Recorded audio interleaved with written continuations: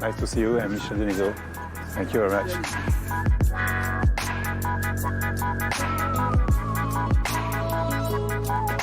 Petit clap. Et voilà. Martin Scorsese, bonjour. Vous avez tout connu à Cannes.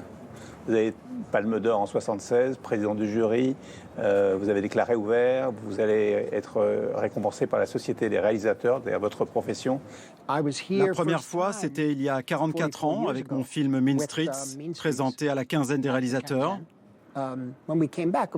Et puis nous sommes revenus, notamment pour Taxi Driver, qui était projeté au Palais. Nous sommes restés à l'époque à peine 2 jours à Cannes. Je crois que vous n'étiez pas là d'ailleurs pour la remise de la Palme. Non, nous sommes rentrés à New York car Tennessee Williams, le grand dramaturge que j'adore, n'avait pas aimé Taxi Driver. Alors nous sommes rentrés chez nous. Il était président du jury à l'époque, nous pensions n'avoir aucune chance. Nous avions fait de notre mieux et tant pis pour nous. Sur Taxi Driver, nous étions très liés. Robert De Niro, le scénariste Paul Schrader et moi, nous nous comprenions sans nous parler. Ce film était pour nous une histoire de cœur. Voir qu'aux États-Unis, les gens allaient voir le film en salle, cela m'a surpris. Sans oublier l'accueil ici à Cannes et le fait d'avoir remporté la Palme d'Or. Alors beaucoup plus tard, c'est vous qui avez attribué une Palme d'Or en tant que président du jury.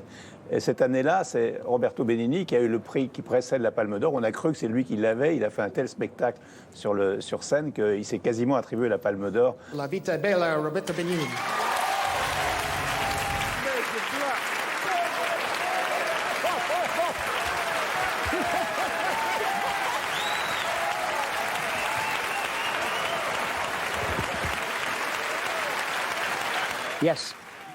C'est dans la nature de Roberto, expansif, extravagant. Me porter comme ça, c'était digne de la Commedia dell'arte.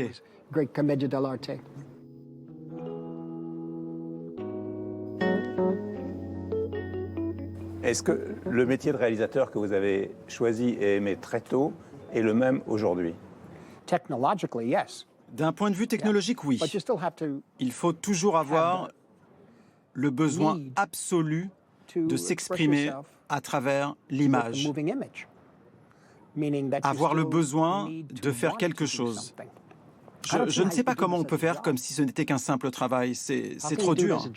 Si vous voulez essayer de dire quelque chose, quel que soit le support utilisé pour s'exprimer, quelle que soit la technologie utilisée, cette étincelle que vous avez en vous, c'est elle qui doit vous guider. Il y a des questions fondamentales pour la réalisation, dont une qui revient souvent, c'est où place-t-on la caméra? C'est la meilleure question. Et aussi ce que vous placez dans le cadre et hors du cadre. Qu'est-ce qui délimite votre cadre? Là, c'est un bon axe, mais ici également et aussi ici. Avec vous, à gauche, et lui là. Peut-être que moi j'irai filmer à l'extérieur et je filmerai ici. Je pense que cela doit être nourri par... J'aime la beauté du cadre, de l'image. La beauté est le plus important pour moi. Même si ce qu'il y a à l'intérieur de l'image n'est pas beau, il doit y avoir quand même une certaine beauté. Quand vous essayez d'exprimer quelque chose au cinéma, vous voyez cela dans votre tête. En tous les cas, j'essaye. Parfois, je n'ai pas besoin d'essayer. C'est déjà là. Je vois la mise en scène. Je sais qu'il n'y a que ça qui fonctionne. Vu la qualité des acteurs qui tournent avec vous, vous êtes très fidèle à De Niro, aujourd'hui à Leonardo DiCaprio, à Harvey Keitel, etc. Est-ce que vous avez besoin de beaucoup les diriger? Dans le cas de De Niro et d'Harvey Keitel, on a débuté ensemble. De Niro m'a été présenté par le réalisateur Brian De Palma. Harvey Keitel, je l'avais rencontré avant. Vous savez, ce sont comme des membres de ma famille.